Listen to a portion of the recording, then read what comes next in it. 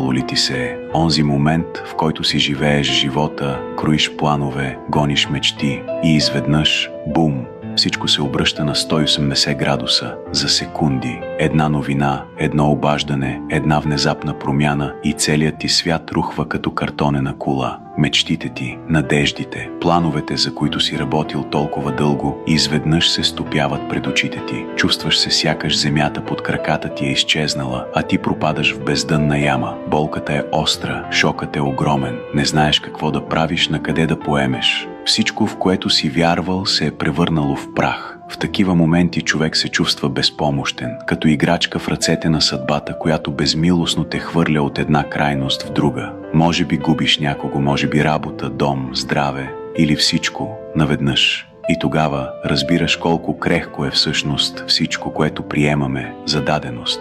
Но ето го и парадоксът на този шок. Точно когато си напълно съкрушен, когато си мислиш, че няма изход, нещо започва да се случва. В дълбините на отчаянието се ражда една нова сила. Принуден си да се пренастроиш, да преосмислиш всичко, да откриеш нови пътища, за които не си и подозирал, защото животът е такъв. Понякога те събаря, за да те научи да се изправяш по нов начин. Понякога ти отнема всичко, за да разбереш какво наистина имаш. И да, боли, невероятно много. Но тези 180 градуса не са край, а начало. Начало на нова глава, в която си по-мъдър, по-силен и по-готов за всичко, което предстои, защото си преживял най-лошото и си оцелял. Случвало ли ти се